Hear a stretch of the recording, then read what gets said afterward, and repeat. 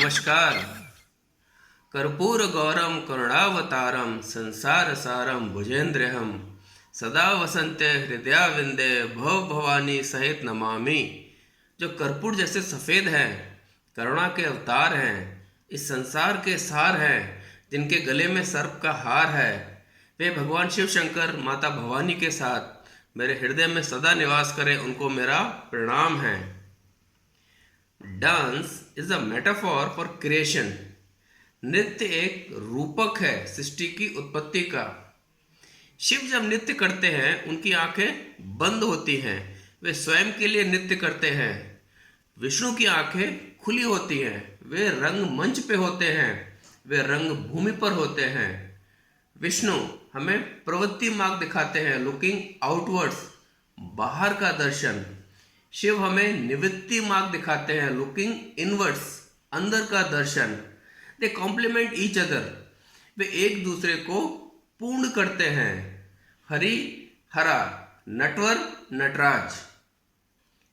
शिव नृत्य के द्वारा शब्दों के भीतर का अर्थ भाव समझाना चाहते हैं।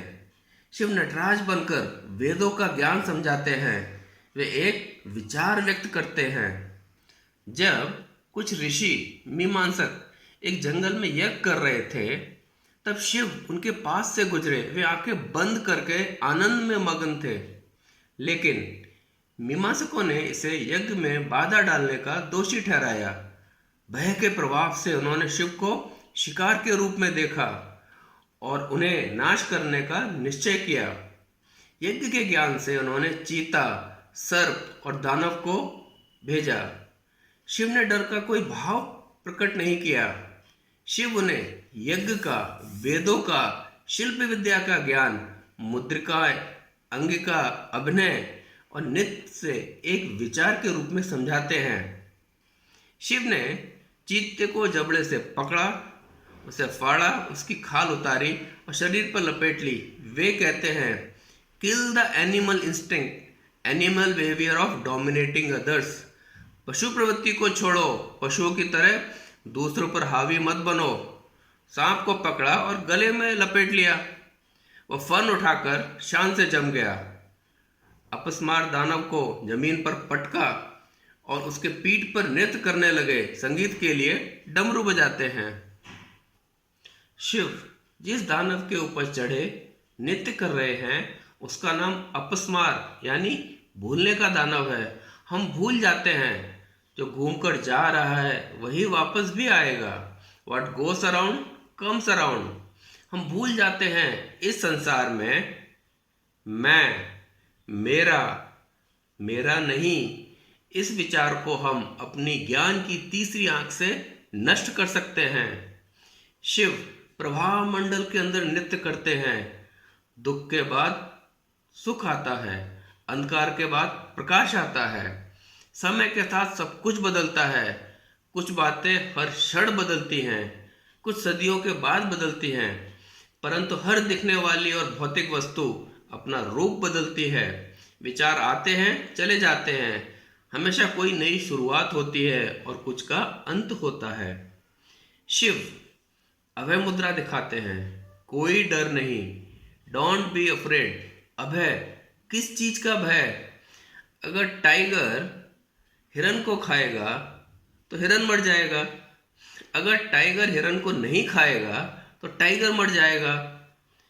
तो किसी को तो मरना है, आज, कल या परसों। One has to make choice in life. One will be happy, other will be sad. भोग और भोगी इस संसार में हमेशा रहेंगे, क्योंकि हम प्रभाव मंडल के अंदर हैं। जहां जीव है वहां भूख है, जहां भूख है वहां भोग है, जहां भोग है वहां बलि है, जहां बलि है वहां कर्म है, जहां कर्म है वहां कर्म फल है, खट्टा या मीठा। आप कर्म से भाग नहीं सकते। जहां कर्म फल है वहां ऋण है, जहां ऋण है वहां फिर एक नया जीव है, और जहां जीव है वहां फिर से भूख है। हाथी, गज, जो किसी का डर नहीं होता, वह अपनी सूंड को हिलाते हुए आनंद में चलता है। शिव गजहस्त हाथी हाथ को हवा में उठाते हैं और कहते हैं कोई डर नहीं, डोंट बी अफ्रेड। वे अपने बाएं पैर को हवा में उठाते हैं, कहते हैं इसे देखो, शरीर का बायां भाग, left side of the body प्रकृति है, राइट साइड दायां भाग पुरुष या मन है। प्रकृति हमेशा बदलती है, जैसे हमारा हृदय हमेशा चलता रहता है। हमें अपने माइंड को कंट्रोल में रखना चाहिए, उस प्रकृति और पुरुष को बैलेंस करके रखना चाहिए। वे एक पाद शिव कहलाते हैं। उनके गले में सांप कंसंट्रेशन मन की स्थिरता को दिखाता है। नटराज की दो उठी हुई बाहें हमें जीवन में चॉइस विकल्प देती हैं, जीवन बिताने का एक ढंग। बंदर की तरह डमरू की आवाज पर नाचते रहें, या समय बिताते रहें भय और भूख से डरें और नाचें, या फिर शिव की तरह स्वयंभू बने। उनके पास तप की अग्नि है जो किसी पर डिपेंडेंट नहीं, इंडिपेंडेंट है, स्वयंभू है। उन्हें भय और भूख नहीं, उन्होंने भय और भूख को तप की अग्नि से जला दिया। पार्वती कहती है उस तप की अग्नि सिर्फ आपके भय और भूख को मिटाती है, दूसरों का क्या। आप कैलाश से नीचे आइए ताकि हम एक से दो हो जाएं और एक दूसरे के जीवन में भय और भूख को मिटा सकें। इसी प्रभाव मंडल में भागीरथ जब अप्सरा रूपी नदी गंगा को लाते हैं, गंगा का वेग इतना तेज था कि पूरी धरती बह जाती। वे शिव की सहायता लेते हैं। शारीरिक शक्ति मानसिक शक्ति से आती है। शिव की घनी उलझी जटाएं उनकी मानसिक शक्ति की सूचक हैं।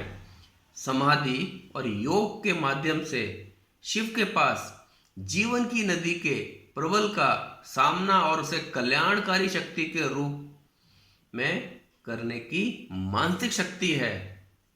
हम अपनी मानसिक शक्ति से अपने जीवन को बार बार पुनर्जीवित कर सकते हैं, शिव के सर पर रखे चंद्र की तरह। हमें अपने भय और भूख को मिटाना है ताकि हम दूसरों के भय और भूख को मिटा सकें। जीवन के रस और भाव के पात्र में आत्मा होती है, शाश्वत है, अमर है, वह आत्मा है। शरीर तो नश्वर है। हमारा पाथ या शिव जी का पाथ कैसा होता है? Dependent to independent to dependable. पहले हम आश्रित होते हैं, फिर स्वतंत्र होते हैं, फिर भरोसेमंद होते हैं।